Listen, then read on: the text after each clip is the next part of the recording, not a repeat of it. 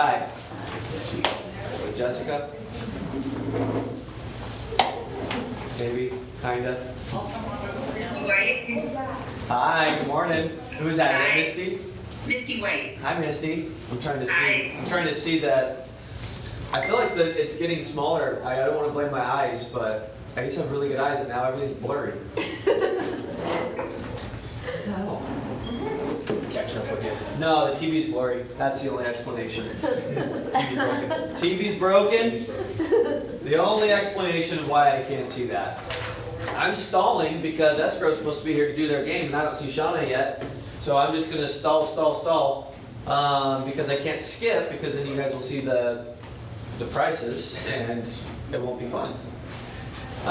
Mike, will you see if Escrow's around the corner? Yeah. See where everyone's at. Well, happy Thursday. What is today? Thursday, July 7th. Everyone have a good July 4th? Yes. Yes, everyone drink a lot of booze? No. Good for you. Bunch of liars. Everyone shoot off fireworks safely? No illegal ones, I hope.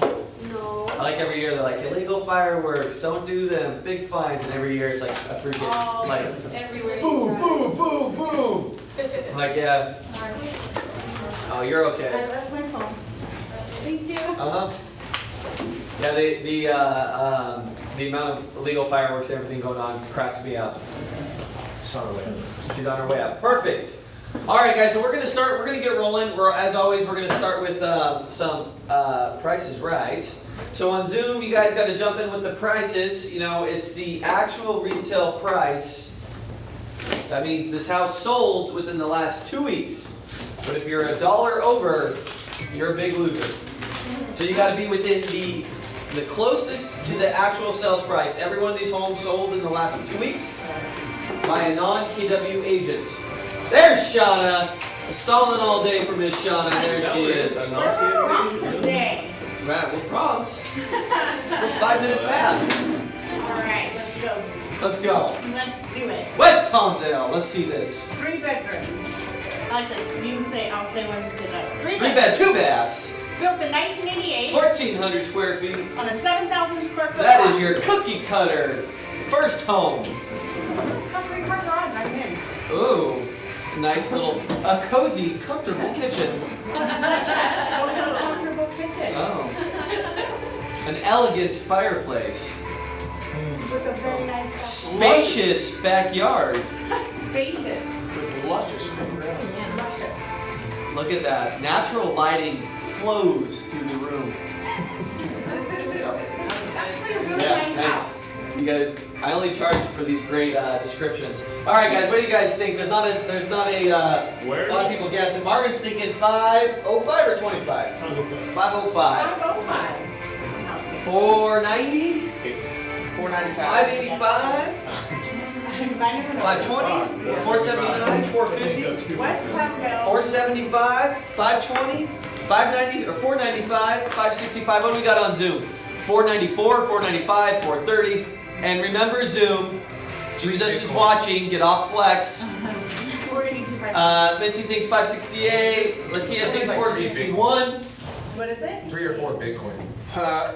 3 or 4 Bitcoin? Yeah. Bitcoin's way down, dude. It's down like 40%. You need like you need a lot of Bitcoin now. Alright, 60 ready? Alright, actual retail price. 5 even. 489. 499? Anybody 499? Anybody do Yep, 5? 500? But anybody have 5? Wow. 499.9. 499.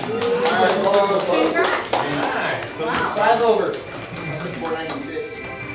Shameful Marvin. Shameful. Alright, we got the next one here. Alright, West Lancaster. 4 bedroom, 2 baths. built in 2004 1,700 on a square feet. 65. I'm sorry, I just got excited. 1,781 square feet. I'm so excited to do my part. It's like a fun little game we got going on here. It's a small lot. Alright, nice kitchen. I mean, it's nicer than the last one. You know, I like how the photographer put on the fake TV screen, but there's a billion wires and ugliness anyways.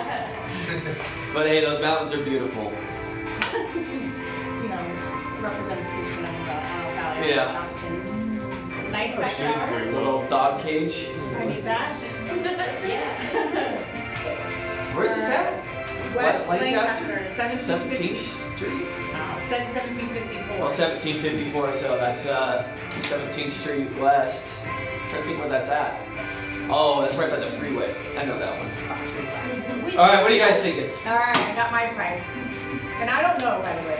535, 439, 525, 490, Okay. 537, 535. You've been on a drag train. Yeah, yeah. All right, so what have you got? 485. 485, 450. Seriously, You got Taylor. Javier thinks it's 45. Veronica's at 500. Jocelyn at 540. 465, 535. Well, no way. 523, 550. You see how that goes. You put that together pretty quick. Mike Jackson, what doesn't count? All right, let's see here. Actual retail price Nah, I know. is That's it. 485. Oh, 5 over. You're just like king of 5 Eric, over. did you get 45? 485. Eric got it correct. Anyone else on Zoom? Javier got it. You got it? Javier got it just right too. Congratulations, guys. Who wants to know 45? Next year, the Good bank will job. sell for 400. And then this is for Right. Javier. Next year, they'll just take the 4 off. Yeah. 85. Oh, this is cute. West Lancaster. 5 bedroom. 3 baths. Built 2006 2,800 square foot. on a nice lot, 1,300 square feet. All right, that's a nice big one. Ooh. Look at that. It's the same photographer. He needs a new background. Seems like Harry. That must be in you. Look at those floors. Those are nice. Where was it? This is in West Lancaster. I don't like the front. Oh, that looks nice. Look at that pool. Look at that nice. That's on a corner lot. Look at that big old lot with the pool. Nice. That's nice. Nice spa. That's a long run from Yeah. when you're skinny dipping to get back into the house. Watch the kids. Yeah. Prefer to be close to the master. All right, so let's see, West. All right, what are you guys thinking? This one's a little tougher. 555. Marvin's Mr. 5 off. Go within 5 of Marvin. You'll be on tag. All right. 565. 625. 725. 565. 530. 565. What a 565s. 695. Got 645. 560. 649. 695. It's probably like 575. 585. 619. 610. 650 over here. All right, actual retail price. 590. I'm too low. 601. 670. Eric at 670. Is that big? Oh, it's 675. Get 2 in a row for Eric. Wow. Good job, Eric. I didn't know. You ever said Yep, for sure. Man, I didn't know they took Monopoly money, but Coffee's on Eric today. Hey, all right, Eric. is it right? Yeah. Oh, shit. All right, as always, thank you guys. We really appreciate it. And don't forget, write on track on the contract. Yeah! Contract. I love it.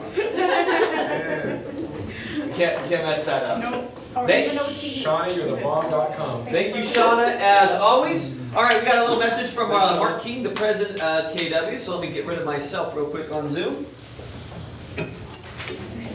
Hello, Keller Williams family, and welcome to July's team meeting. If you're new to Keller Williams, my name is Mark King. I'm the president of Keller Williams Realty International, and we are definitely seeing signs of the shift. We talked about it last month, and what I wanted to tell you today is that there's a law of equilibrium that we teach straight out of the Shift book. It's on page 14, and it describes what happens during any shifting market. We have all the tactics, all the steps, all the skills you need to thrive during the next market. But that word skill matters right now. We're leaving a speed-based market and we're entering a skill-based market. So it's time to tune up those skills, get back into training, and if there's one thing you can do, read this book. When you're finished, read it again. The market is shifting. Now, having said that, the message I want to get across, and the message I've been sharing across this industry, is that the market really doesn't matter to you. I know we tend to look at the news and we hear all the negative things about the housing market, etc. The reality is if you sold 6 houses last year, you can sell 12 houses next year regardless of what the market does. So if you'll focus on you right now, get into your skill building skill set and your toolbox and really amp up what you know about this business, become the local economist of choice as we talk, you're going to do just great during the next couple of quarters. Have an amazing Q3. We're in the back half of the year. Wishing you the best. Thank you, Keller Williams. All right. So that's going to be a little bounce off of what we're doing today, but I'll come back to that. We hit the lights. I like this. I like the dark in there. It feels fancy. It's nice. All right. Well, Keller Williams family. I don't want to hear you again. All right, guys. As always, we're going to start with our mission, vision, values, beliefs, and perspectives. Our mission here is to build careers worth having, businesses worth owning, lives worth living, experiences worth giving, and legacies worth leaving. Our vision is to be the real estate company of choice for our agents and their customers. Our values always are God, family, then business. And our beliefs are win-win or no deal, integrity, do the right thing, customers always come first, commitment in all things, communication, seek first to understand, creativity, ideas before results, teamwork, together everyone achieves more, trust starts with honesty, equity, opportunities for all, and success results through people. Last time we hit on customers always come first, and we got a nice email from oh no, where is it? I didn't save it. Bummer. Anyways, I'll bring it next week. We talked about our customers always come first. We got a really nice email from. Maybe, sorry. Hold on, got your. I'm gonna mute you. You got me, Mike. We had a great email from a great customer service I was going to share with you from a very satisfied customer, and I copied and pasted it, and it looks like I either put it on the wrong slideshow or because I just did it. But hey, I'll bring that next week. So just kidding. We'll pause for that one. Our perspective at Keller Williams is we are a technology company that provides the real estate platform that our agents and buyers and sellers prefer. Keller Williams thinks like a top producer, acts like a trainee consultant, and focuses all its activities on service, productivity, and profitability. All right.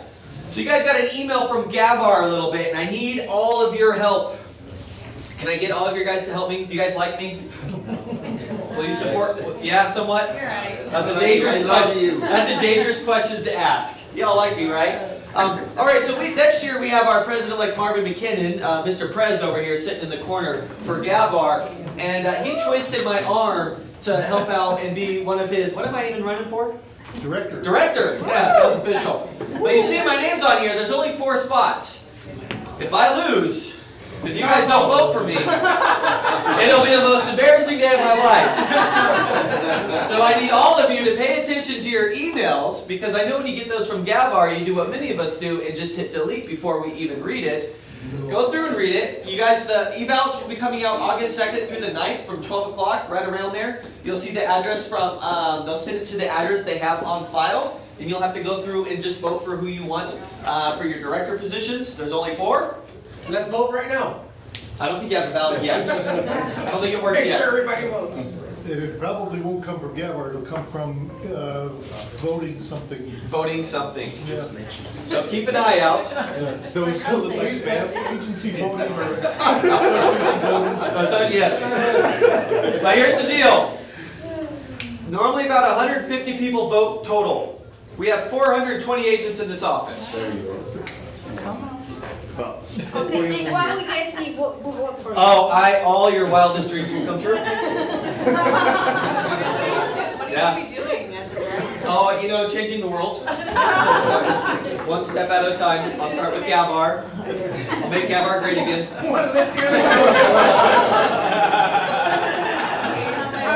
I think it's a good idea if our director of technology piggybacks on the email to make sure all of us in the company We will get it. definitely be doing that. Yeah. To make sure we all get it. You'll get a direct email that only you could access from Gavar, so there's not multiple voting. But I will be talking about this, guys, so please, make sure we help us not look silly up there. So we got some capper announcements. Congratulations, Jasmine. Are you guys? All right. Congratulations on capping. Enjoying 100% commission for the rest of the year. I thought I saw her, but maybe there's 2 pages, so maybe I'm just missing it. Congratulations, Jennifer. 100%. We all love that, 100%. And then Mary Johnson, 100%, congratulations. My eyes are really getting bad. I can't see what is going on. Oh my gosh. And Amy Peralta, congratulations, Amy. 100% commission. Enjoy that. You're on Zoom. I see ya for the rest of the year. And then Hunter Manzano, look at that. That's your name right there. Looking fancy in that suit. Congratulations, Hunter. Looking good as always. And I think that is that. Guys, tomorrow 1 o'clock, get paid on time with Command Opportunities and understand how to use the opportunities at a higher level with your business. Our very own Mr. Mike will be training that. So if you guys aren't utilizing opportunities in Command when you're using your business, you're missing out. Opportunities is a great whiteboard for, a lot of us. Marvin still uses a piece of paper, keeping track of all our escrows. Command does a lot of that for you. I use Irma. You use Irma? Poor Marvin, he doesn't get through one meeting where I don't do one dig on him, and I probably should. And I still come in here. I know, I don't get it. I should probably choose somebody else to pick on every time. That's free food. Sometimes when you're an easy target, you're an easy target. Okay, so guys, coming tomorrow 1 to 2, Mike will be going over that, utilizing that in there. All right, so today we're going to be spending about 30-45 minutes, and I want you guys' participation in this, going over bulletproofing your transaction. So keep an eye on the calendar. Starting in 2 weeks, we're going to be teaching shift. It's going to be Monday, Tuesday, and Wednesday. I believe right now we're set for 1 o'clock. That may change. I got something gross on the floor there. Let's trip on it. So keep an eye on your calendar, guys, because our president, Mark King, just came out today. By the way, this was planned before he said that. Said read shift and read it again. Why? Because what you don't get it the first time, you get it on the second time. You read it the second time. Yeah, guys, we know the shifting market's already there. A lot of us have been feeling it, correct? Yes. Things are slowing down a little bit. We're noticing a little bit difference in what's going on. So we want to position ourselves to be able to take advantage of the shift and be proactive and not be reactive, correct? Correct. Correct. So we're going to be going through, it's a 12 step, it's 3 days a week. It's going to be for 4 weeks in a row. Going through the shift tactics and what you could be doing into your business. So please come to that class and be prepared, be proactive, so that way we're really taking advantage of the market to come and not letting that market take advantage of us. Okay? So today we'll be looking at bulletproofing our transaction. Right now, guys, our escrows are closing probably at a higher rate than they will in the near future. Why is that? Any ideas? Appraisal problems. Appraisal problems are always going to be there, but yeah, definitely. It's gonna be huge when the market starts doing this. They have more time to pick everything on the house, Yep, absolutely. What else? The negotiation aspect of the transaction, closing costs, and everything that the buyer is going to want now when the market is shifting. Yep, Right? absolutely. I think there's been a lot of inexperienced agents at negotiating because there's been no negotiations. It's just been, well, the seller's 14 offers. If you don't want to take this ridiculous offer deal, then back out. Then we don't care, back out, we'll get another one, right? Right. So the buyers have been pinned to do whatever just to get the deal closed. Well, now there's only one offer and it's been on the market for 3 months. Yep. Right? So have been skilled if we've been taking a lot of listings on our negotiation side to keep stuff in contract, right? So another perspective on here was owners feel like they are selling too low and buyers feel like they're paying too much. This came back from in 2009 when this book was written, during one of the low parts of the market, right? Right now, we don't have that problem of feeling our owners are selling too low, right? No? Could that be a possibility in the next 6 months? Especially when everyone's been seeing the market going crazy, right? So it's time to be sharpening our skills, knowing our scripts and dialogues and how to prepare our clients, and really, really, really being an expert of the market and being the economist of choice for our clients. So you're explaining what's going on to them. So when they get into this, when they get into negotiations, they feel good with where they're at. Sound fair? Yep. All right. So challenges. In this market, a yes on a contract is not as solid as a yes in another market. So right now, a yes on a contract, we're feeling very good about it, right? A yes on a listing, we felt, ooh, money in our pocket. 14 offers. Now we got to take pictures. It's going to happen, right? Is that going to maybe be the future? Now you gotta Has do anyone lot taken a more listing in the last couple of weeks and realized not as many showings? Yeah. Yeah? Yep. Like, why hasn't it sold yet? What's going on? It's been 3 days. I mean, Mike, you remember when listings took a lot longer than a day to sell? Yes. A lot more short sales and other opportunities, finding the market out there. Yeah. So just because you get a yes, doesn't mean you get a sold. Yeah. Right. So the solution to this, guys, is be aware of the most common problems. Have good solutions and scripts. Avoid problems by addressing common concerns before they arise, and maintain good and frequent communication with all the parties. So we're going to dive into these, okay? So the 5 common problem areas. Buyer's remorse. Has anyone had buyer's remorse lately? Yes. Yes. Buyer's remorse. Was that an issue when the market was going crazy? Yes. No. You had it? I don't, for some reason there was a psychology there where we weren't seeing it as much, where buyer's remorse was, I mean, they were happy to jump in. They were so excited that they finally got their offer accepted. Yeah. They're like, I don't care that it's missing 3 walls Yeah. and no dishwasher. We just got something accepted for the 15th time. And now they have all these options, and all of a sudden there's maybe some remorse going on. Phil, will you share your buyer's remorse?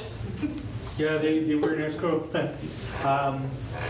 With a 2-bedroom, 2-bath, and for 400, and then a 3-bedroom, 3-bath came up lower. Lower for 390. So Buyer's remorse. yeah. Just tell them, Right? look at your interest rate, look at your interest rate. Works every It's day. happening more and more. I got one in escrow that's, I'm the listing agent. We accepted an offer from a contingent buyer. Their home has fell out of escrow 3 times. Yeah. But my client has accepted a cash offer, so he doesn't want to cancel and put it back on the market. I mean, like, he's gonna end up getting less if he does. Yeah. So it's happening. It's happening, right? Because buyers are looking around and saying, oh, wait, should I wait? Should I wait? Right? Here's the bubble. Should I wait? Right? So buyer's remorse is a lot more common than it was. Inspection and repairs. Anyone have some falls out from inspection and repairs? No? No. It's gonna happen, Yeah. right? Right now, because right now many people are signing counters offers that saying as is, will not do anything, blah, blah, blah, blah, blah, right? And so buyers are going in with the mindset that it is what it is. And I've missed out on the last 5, so I'll take it. Well, that's gonna shift, right? Appraisals. You talked about appraisals, go Mike? No, I was saying, what I've noticed a lot of, especially at this time, is buyers, if you watch the news, that's gonna be the narrative of what your buyer's gonna think, because all their friends, you know, they watch whatever, something on the news, and then everyone talks about it, and they're all real estate experts. So a good thing is overcome those objectives before you even get out there, you know, you're gonna hear it in the news first. Oh, yeah. Loan approval and funding. Anyone have any, all of a sudden loans aren't approved anymore? Right? Rate locks, don't want to pay that money for the rate lock, things are going up. And then communication. We'll jump into buyer's remorse. All right, so proactive prevention. So we talked about being reactive and being proactive in the market, right? As agents, we want you guys to be proactive, preparing for the shift, knowing what's going on, being the economist of choice, and being out there for your clients, right? So it's the same thing when you're bulletproofing your strategies or bulletproofing your transaction. You need to be proactive prevention. So outcome framing. What do you want to achieve?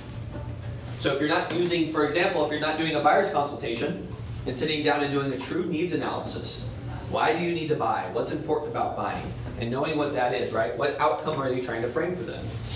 Setting expectations. Once again, if you're not doing a buyer's consultation, it's sitting down and setting the expectation of what's going to happen, what the market looks like, what other things are going on, right?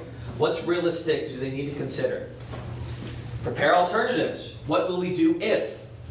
What will we do if the appraisal does come in low, right? Setting those expectations and knowing, preparing beforehand. And reassure, reassure, reassure. We are on track and doing fine. We are on track and doing fine, right? Buyer's remorse triggers. Mike just talked about this, predicting the future. News reports that make them absolutely sure they have made the worst decision of their life. Right? They read something new that came out in the news, the market's going to crash tomorrow, they're in escrow, the worst decision of their life. They have friends. Mike, you want to teach? Yeah. You're the expert. Yeah. Friends who tell them they are nuts for buying a home now. They have Google. And then, well, many family members and friends that say, you paid that much for your homes? Right? Those are triggers to be prepared for. The future depends on what you do today. So let's say somebody, let's work on these real quick. Someone watches a news report, comes to you and they're in escrow, and they said, I was just watching news, and they said this. What's some workarounds for that? What's some objection handling we can do? You're at 5%, you want to wait till 10? Yeah, we can wait till 10, that's fine. That's perfectly fair. That's a great one. You can cancel, however, you don't know if the program that you qualify to buy the house now is gonna be available in the future, because when the economy change or the market change, a lot of the programs go out of the market. So many buyers are not able to buy because there are no programs for them. You're gonna need a big down payment to buy a home. Amy? Okay, so let's role play, and you're the person giving me the objection. Okay. How's that? Sounds good. Okay, so give me the objection. Amy, I was watching news and they said that tomorrow the housing bubble's gonna pop and I'm nuts, we need to back out. Okay, so let's take a look at this. Let me ask you a question. Okay. How long are you planning to stay in your home? Well, I just got a great job and we're probably gonna be here at least till the kids are done with school, so another 15 years or so. Okay, and so let's say the news is right, that we're in a housing bubble and it's going to explode. After 15 years, where do you think we should be? I don't know, I hope it goes up, but I'm not sure. So over time, everything gets fixed. So if you're already looking at a 15-year outcome, even if you purchased on the high today, it'll be on the low in 15 years from now. This is an investment, and this is your home. But if you're planning on staying here for any length of time, the time is on your side. No, see? Isn't that good?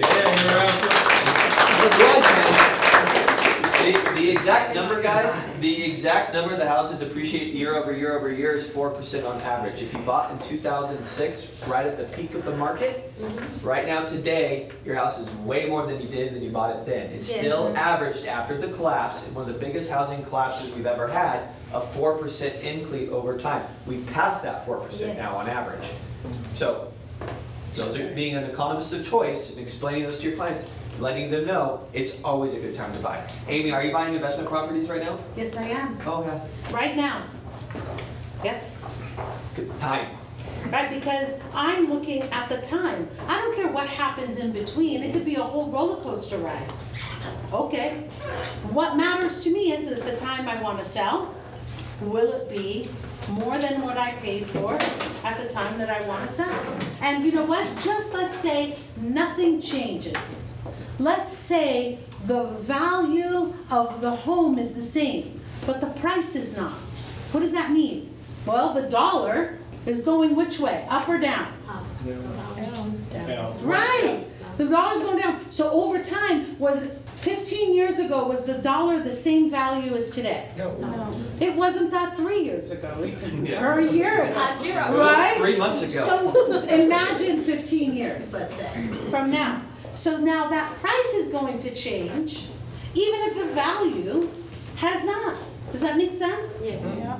Because the dollar amount's going to be bigger without even values going up. That's the crazy part. So they're always, over time, they make money.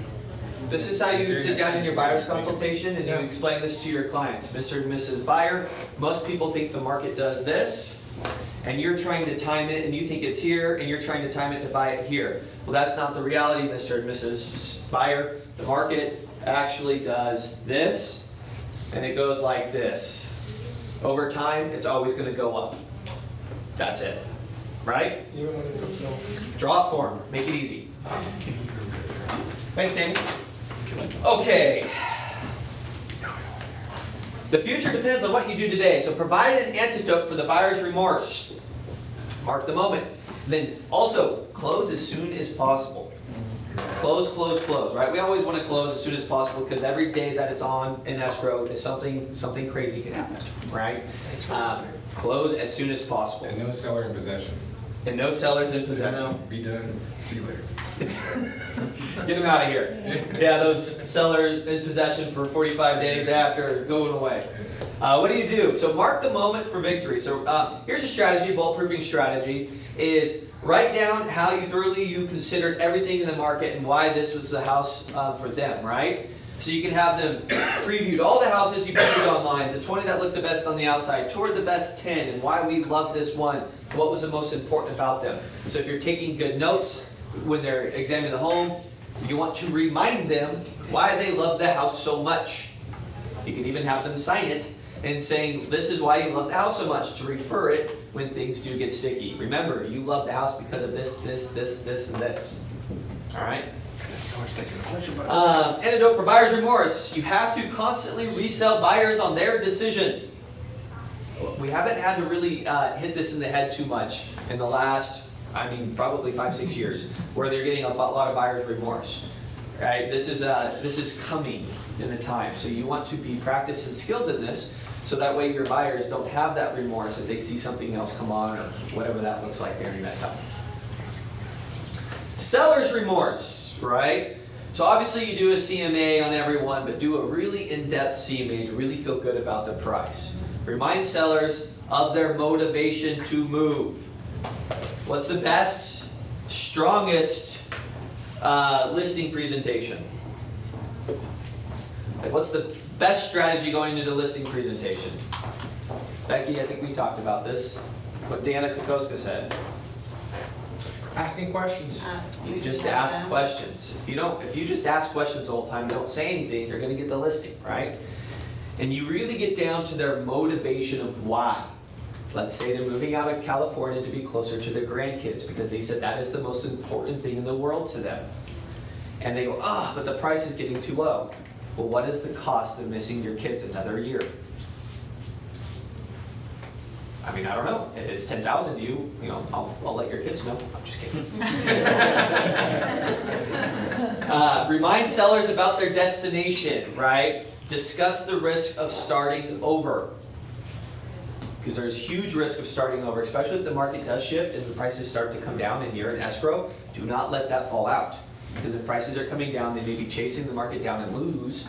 A $3,000 repair that they don't want to do may cause them $30,000 in price reductions.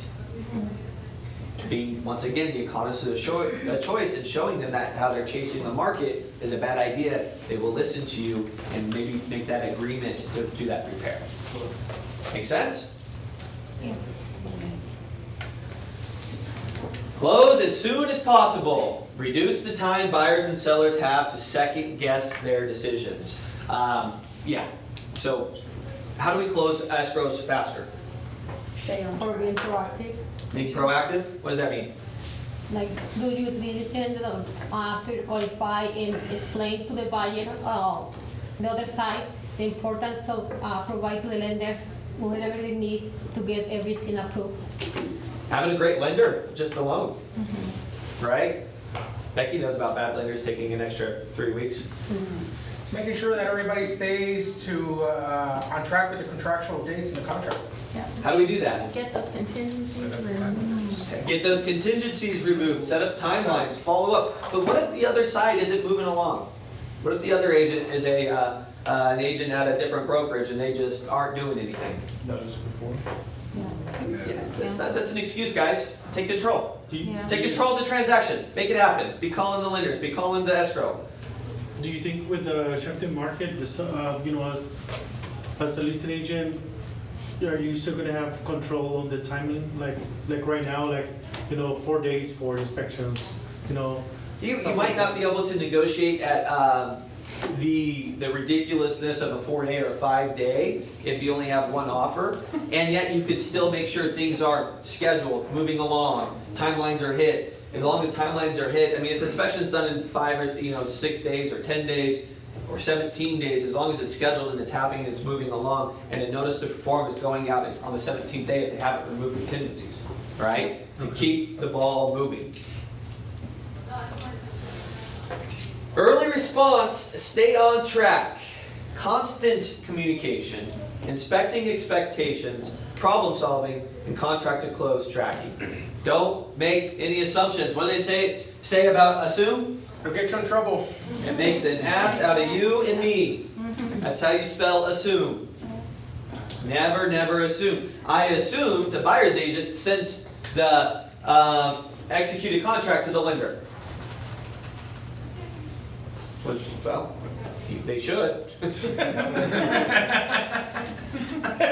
just gonna wait to find out? Maybe you just do an opening email, include everybody, include the contract side. Yep. Just so you know that they got it. Constant communication. How do we stay in constant communication with our clients and escrow and everything that's going on? Friday updates. Friday updates. It's pretty simple. Keeping on what's going on. What else?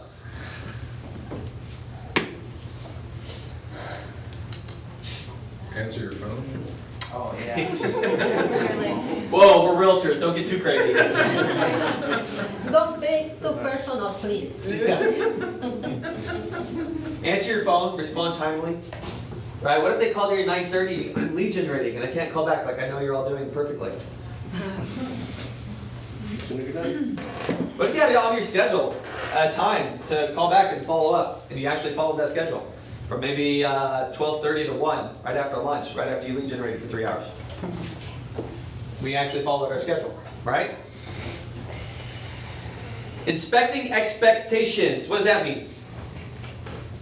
Inspect what you expect. What's your expectations? How do you inspect that? If you expectations are that contingencies are removed in 17 days, how do we inspect that? Make sure like you have something noted ahead, like, you know, the contingency is gonna be removed on the 10th. You know, you have it already in the calendar, like make sure that. You get a phone call. Give yourself a reminder on the 9th to be removed. Maybe have the notice of form already sent out because you can do that early, right? Create the task on command. Put task on command and actually come to the class tomorrow that Mike's training and learn how you move it over to sections at a time and it has tasks set up for you. Oh my gosh. Problem solving. I honestly, this I think one of the biggest issues with getting things closed and just in general is, guys, our goal here is to close deals and help people get into their home. And most problems can be solved with, even with creative solutions, right? Yeah. A lot of times we hit an obstacle and it's like, oh, that's a wall. Oh well, like we don't even try to climb it. We don't even try to go around it, right? Get creative. Think of solutions. If you don't know, call some people and ask. Wait. Get creative, but color within the lines. Don't get illegal. Oh, don't get illegal. Whoa. Color within the lines. I mean like, hey, you have an inspection and they want this repair done or a credit that's too high. Maybe you go, oh, that credit's too high, they don't want to do it, they want to cancel. Maybe have your guy go out there and check out what the cost would be. And maybe it's not near as high as that. Maybe you could do it for a lot cheaper. Yes. A huge thing I see whenever I run into problems, right, is because when you're ripping down the offers and trying to figure out which offer to go with, also find out the motivation of that buyer. Do they have to move right away? Like we always look at, oh, what's going to net us the most. You also have to look at like, okay, are they able to move in the house? Or are they going to give my seller time to move out? Like, you know, you have to put it all together. So you cut off the problems at the pass and you let the other person know, like, hey, they do need to stay for like 5 days or whatever. Yeah. All right. Handle buyer's remorse. So what works when, me and Amy kind of played with this a little bit, but what works when your buyers change their mind about buying a house? Does anyone have this problem? Anyone been able to overcome it? Yes. Anything work for you? Hitting their pleasure button. Hitting the pleasure button? What's the reason why they want to buy the house, and remind them about it, right? Yeah. There has to be a motivation behind it, and what is that motivation? And that's going to be a factor when you're having people in this situation, is reminding them of that. Part of the pleasure button. That's excellent. That was great. Yeah. I also, I model everything, the conversations. So is it okay if I write it up? Okay, so when Garrett and I were role playing, if you really dissect, it's what I did there. I did the language of agreement. I want you to write this down. Well, first I ask a question. So first, ask a question. Language of agreement. Overcoming objection. Okay, so here we go. And then question, last thing. So you got 4 parts, right? You have a question, then you have language of agreement, objection handling, and then question. 4 parts. Okay, so this is what happens. I asked him what? What did I ask him? What's it for about 5 now? How long will he live in the home, right? Then what did I do? I gave him language of agreement. Whenever you're handling an objection, don't handle it by trying to go against what they're saying, because what they're saying is true. 9 times out of 10, that's true. Isn't the news saying that? Isn't it true that the interest rates are going up? Isn't it true that there should be concern? Yes. Of course there is. So validate them. Language of agreement. He said, let's say that that's all true. You're right. Now he's willing to listen to what I'm going to say. Takes that because much all the defenses are gone. Right. Now I move into what? Handling the objection. How was the objection handled? You gave explanation. I give an explanation, how time fixes it all. Garrett showed you how, most people think it's this way up and down, but it's really this way up and down, right? You could do all of those things. Then I ask the question. Does that sound good? Is that okay? Does that make sense? Makes perfect sense.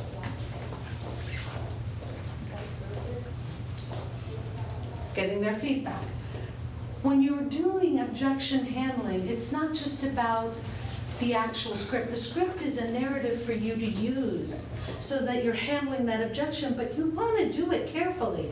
You want to handle the objection in a manner in which you're not fighting what they're saying. Right. You're agreeing to what they're saying and making them feel safe and validated because you're the trustworthy professional. So if you're the professional and you go, oh, no, that's not what it is. Well, let me show you a different way. You're combative. There's no trust with you. You don't build trust that way. You build trust by validating humans and the other souls. And if they have a concern, and even if you don't, and it's not important to you because you know maybe more, but they do. Honor them. So when you're objection handling, use those. Use that model. Yep. Disarms you right away, right? All right, looking at inspection and repairs. We're gonna go a little bit quicker so get you guys out of here on time. Conversations with customers, with sellers, right? Prepare sellers for what to expect in your market. Acknowledge their feelings and concerns. Ask if sellers are willing to risk losing the buyer. And suggest a pre-inspection to prevent unexpected repairs, right? These are all things we could do with the seller side, because currently, right now, you're like, it's missing a hot water heater, it's missing doors, floors, he's got half a roof, 10,000 above asking, right? And that's what sellers are expecting. So you need to be the expert in letting them know that what the market we're going into and to be prepared that they may be willing to negotiate on this part, right? They may be willing to come in and do that. And if they're super concerned, you can have a pre-inspection done if they want to pay for that, if they're really on that concern. Another thing is always asking if sellers are willing to risk or losing the buyer. Really understanding the market, where the market's going, if it's downtrending, and having to place your house ahead of the market, and if they go back on the market where they were already gone down from there, how much more they could lose. Does that make sense how I'm saying that? Yeah. We draw that out, or we understand that? Okay. Conversations with the buyers. Recommend inspectors you trust. We've all had the deal killers, right? I personally, I like the deal killer because, and I'm being specific on one person, because I frame the buyers and they know what they're getting into, right? So I educate the buyers of what the process is and what comes next, and I tell the buyers, and I recommend you tell the buyers, their job of the inspector is make the house seem like it's falling over. They're going to get in every nook and cranny and find everything that's wrong with the home. And our job is to make sure that the house is still in a great livable condition for you and you feel great about it, right? So if you don't prepare them, and they get an inspection report that's 58 pages long with 19 call-outs, they're gonna freak out. But when they're prepared and you tell them there's going to be about 20 things that they're gonna call out, they're gonna be in red, it's very common in most homes, remember you're buying a used home, you know, there's going to be fixes that you're gonna have to do, and we can look there at negotiating through some of these things. When they get the report, they're prepared. They're not freaked out. Does that make sense? And then help buyers focus on the big picture and the important issues, going back to the needs analysis. You know, they really needed that 5-bedroom, they could only afford 400, and this was the only 2 on the market. So is it really that big of a deal that the GFCI switches aren't, you know, that's on them, right? Those are easy fixes they can do. But these are things that kill deals because people aren't aware of what to do or what they are, and it freaks them out. An electrical issue. Oh my gosh, I don't want a house that has an electrical issue. It could be a $4 socket switch. Yeah.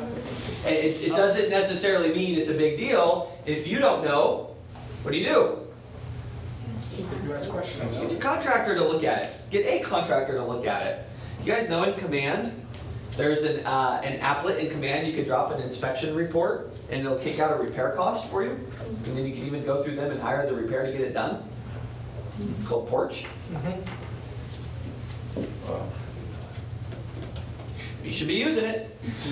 Attend inspections yourself. Please attend inspections yourself. I know they take time. I know they are, if you're going with Tim Spargo, you're gonna be talking 4 hours about random stuff. Love the guy, but he likes to talk. And he'll show you everything, and you'll know how to prepare your clients before they get the report. Like, here's the 4 call-ups. His big concern was this, some other small things, but this was the big concern. Right? And schedule the appointment with the buyers to be there. Absolutely. Because sometimes on the picture on the report, the issue looks big when it's a small thing in reality. So they can really see what is on the report in person. Yep, beautiful. Real quick, I want to mark on this, guys. Are you the one that's supposed to schedule the inspector for them? Yes. Should you? No. So what if the inspector misses something and now who's liable? What's a better solution? Give them somebody to contact. Here's two to three people I recommend. Whoever you're comfortable with. Right? Whoever you're comfortable with, and they can get quote prices and stuff like that. So being there and having them there, the inspector will walk around and go, oh no, it's great, you know, these 3 things. When the report comes, they make it seem way worse because the inspector doesn't want to get sued, right? So they hit everything. So if the buyer's not there, they might think something's big, they don't know. Having them be present and be a part of that is a huge important part. It gives them an opportunity to ask the inspector questions. Yes. Good questions as well. And don't let the inspection become the reason they back out of the contract, right? Unless it's something crazy, and it's a safety issue, there normally can be negotiated and get things fixed. I just want to clarify, if we give them 3 options of inspectors and they choose one, can we still schedule it for them? Yeah, of course. You don't want to be the one that says, hey, use this inspector. And what happens is, this true story happened to me. The inspector he got on the roof, but he didn't get all the way on the roof. They got to the home, they got up there and they realized there was a huge chunk of roofing missing. And they wanted me to fix it. And I was like, call your inspector. And they did, and the inspector fixed it. I didn't choose the inspector. If I did though, if I was like, use this guy, that you chose him, you told us he was good. And I didn't choose him. Thank goodness I didn't choose him. The inspector took care of it because he knew he would have been held liable because he missed it. It was big. He missed a big thing. I mean, he said he got on the roof. Said roof was all good. It wasn't. One of the things is, don't ever refer to them as, oh, use my inspector. It's their inspector, I don't know. Yeah. Not my inspector, right? Liability reasons. It's unfortunate, guys, because we do want to help our customers. We are trying to help out our inspectors that we know and trust, and we want to give them great service. So it's nature, like, this guy's great. I love him, use him, he's my guy, right? That's human nature. Unfortunately, we live in a time and area where that just means you're going to get sued. And we see that side of it. Amy will tell you all day long about that side of it, where we're held liable for things like that. And we just want to keep you guys out of court. Negotiations, find out how much repairs will cost. Please just not rely on what they say, right? So if you see something like, oh, that's like a $3,000 credit, or have this fixed, oh, it's too much money, have someone go out and look. A lot of times things are much easier, and sometimes you get things done for a lot cheaper than what they expect, like earthquake straps. Those are $20 at Lowe's. 35 now. $23. Huh? 35 now. Who do you what? 35 now. $35, oh yeah, inflation. Adopt a positive mindset. Let's make a deal. Let's make this happen. Let me help with the cost of that repair. I'll pick up 1/3 of that. Whatever you got to do to get this closed, right? Now, are repairs mandatory? No. No. Do you even have to respond to the request for repairs? No. What does it say right at the top of the request for repairs? The seller has no obligation. A no response is a response. And now after 3 days, it's void. Mm-hmm. A yes response, right? That's what that is? Yeah, it means it's a yes. Home warranties, guys, home warranties. Are your sellers taking off home warranties because they want that extra $600? Is that the best, in the seller's best interest to make that extra $600? I think it's actually not. I always explain to my sellers, Mr. and Mrs. Seller, let's say 3 days after you move in, the line from the dishwasher just breaks. What is the buyer gonna assume? That That it was was existing. broken. That it was broken and you didn't disclose, right? And now we have litigation. If you have a home warranty, they call the home warranty, and they don't call you. Is that worth $600? Absolutely, especially during this time, right? Negotiate inspections, repair issues. What's your practice? I'm going to run out of time, but that's okay. Funding, regardless of which side you represent, make sure the buyers are reputable, trustworthy lender, right? Having those backup pre-quals done. Having maybe a backup lender if you're the buyer and they go, no, it's my best friend. Well, hey, will you at least qualify with my lender, so that way, just in case they can't perform, that we can quickly jump into this lender and get you closed, right? Because they all have that best friend or someone that's a lender, and you're like, who's this person? And you're terrified because you've never used them before, right? Make sure your buyers are prepared for the mortgage loans before showing them houses. Offer names of 2 or more reputable lenders. Submit applications for backup funding and advise your buyers to keep their finances in good shape. I'm going to skip to this. This is a great, you'll give these slides. You should be giving your clients each of these. That's awesome. It's the 10 commandments of loan application. Thou shalt not change jobs, become self-employed, or quit your job. Thou shalt not buy a car, truck, or van. You could be living in it. Thou shalt not charge cards excessively or let your accounts fall behind. Thou shalt not spend money you have set aside for closing. Oh. Thou shalt not omit debts or liabilities from your loan application. Thou shalt not buy furniture. For sure. Wait! Like, I just financed this great new couch. It was only I $8,000. had that one happen before. Thou shalt not originate any inquiries into your credit. Thou shalt not make large deposits without first checking with your loan officers. Thou shalt not change bank accounts. Thou shalt not co-sign a loan for anyone. That's not very good. We already got that. These should go out to everyone your clients as soon as they sign up, because we've all seen it at the VP. Gonna do that final walkthrough. You're like, wait a minute, when'd you get a Tesla? Right? Oh no! When did you get the Tesla? Oh, we just got a new car with a new house. Oh no. Oh no, right? Yeah. If they don't know, guys, they don't know. They think they're buying the house. They might think it's done. They don't know. Maybe it's gone through glass underwriter. They're buying in furniture because they're closing on Friday, moving in this week. Yeah. I need that couch. Right? If they don't know, if you don't advise them, that can seriously happen. And it does happen. And they laugh because it's happened to them. Yes. Or the wife quits her job. Yes. It's like, well, now that we got a new house, we need someone to take care of it. So, Yeah. quit your job after we close. Keep in Yeah. mind, the verification of employment will happen multiple times. As a matter of fact, it'll happen on the very last day to make sure Yep. that they still have a job. The lender will go to that extreme, so very So- important. They call the And last sometimes, day. guys, your clients won't offer this information to you. We had an agent in here, the client quit their job. The agent had no idea it happened until the verification came back. And escrow called them.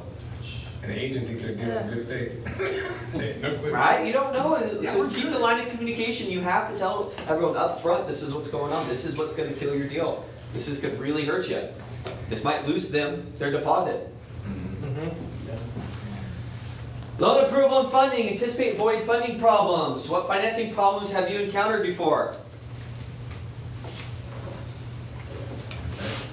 What financing problems have you guys encountered? Let me think. Come on, you hold on. You do not have to think that hard. The lender says at day like 23 that he can't do it. Day 23? Why? What was the reasoning? DTI usually. I don't remember, but we did switch lenders and Robert Schaefer got it done. I can't remember what his reasoning was, why he couldn't do it, but. Because not all lenders have the same programs, Yeah. Yeah. right? Especially if you're dealing with like, and you're gonna deal with it more and more, if you're dealing with buyers that are kind of squeaking to get in. Different lenders have different programs. I can't remember. And different underwriters. One of Some mine close was their they eyes. couldn't verify finance, and all of a sudden they needed another Have enough statement funds to or verify check funds? stub or something, yeah. Verified funds, right?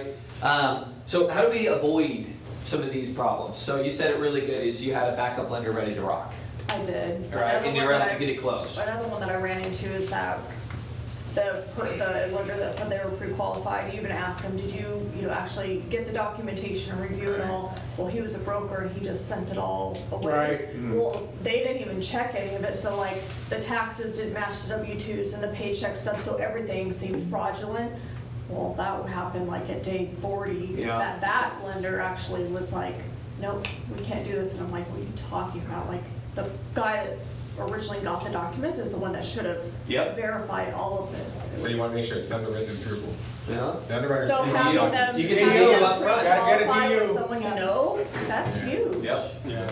The DU up front. All right, guys, we're gonna be out of time, so I'm gonna skip through the appraisals. So we are gonna be going over more of this in depth when we do the class.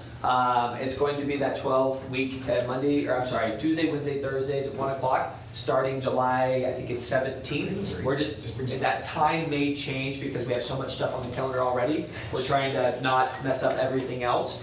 We're gonna be going through the shift tactics, all 12 shift tactics, all right? And we'll go in greater detail on these ones as well. But real quick, we did get the email from earlier that I said that it didn't make its way on here for some reason. So I wanted to read it for the customers always come first and give Amy a quick shout out. Amy, are you still on here, Peralta? Can we put her in contact? Yes, I'm still here. Oh, we're gonna embarrass you a little bit. We got a nice email from one of your clients. You wanna read it, Amy? Okay, Amy's gonna read it real quick. Amy, can I see you? Can you put your I'm camera at the on? doctor's office with my daughter, but we can turn it on also before. Well, at least you have clothes on. So I'm sure all of you, Where'd you go? you know, when you're working with buyers, he was talking about some tactics and shift tactics, right? And how to bulletproof your transaction. Really, it comes down to, do you care about your people? And caring is not enough, because you can say it all day long. The only way you can show that is being proactive. So a lot of agents get like accolades, maybe directly. Maybe the client tells you, thank you so much, you did a great job. Sorry, gotta go, guys. Okay, but here, Amy Peralta, her client reached out to our broker Joshua and sent an email. And I'd like to share the email with you. Thanks to the extraordinary help of Keller Williams, the Torney family was able to accomplish a sale and a purchase of 2 undeveloped lots in California. Karen blah blah, I'm not giving the last name on purpose, here in Chantilly, Virginia, provided detailed research and information about the properties and gave us the name to the appropriate realtor in California to help us with the sale and purchase. Amy Peralta was a blessing. She led 2 non-California residents across the country through complicated and unfamiliar requirements, resulting in a successful finale. Amy was a joy to work with, often at different and inconvenient hours for her due to the 3-hour time difference. Always professional, she became like an additional family member of the family. She was knowledgeable, helpful, always courteous, and patient as we became immersed in the California regulations and rules. KW is lucky to have her as a member of the team. Thanks to all the team. And then she names off the people. That's awesome. Isn't that beautiful? Good job, Amy. People will recognize, not every human will recognize that you're proactive. But if you're only doing it for the recognition, I promise you it'll never happen. Right. But if you're doing it from the right place, from if you truly care about your client, it is your actions and how you are proactive that shows that. You can tell me all that you want. In the end, that's why they say the proof is in the pudding, it's your behavior, actions speak louder than words, right? All those are true. So go out there and show your clients that you really do care about them. Okay. Thank you, Amy. We are proud of you. So one thing I wanted to mention in there, did you notice where that came from? Where those clients were? How do you think Amy got that referral? Built a relationship with Davis. Facebook group.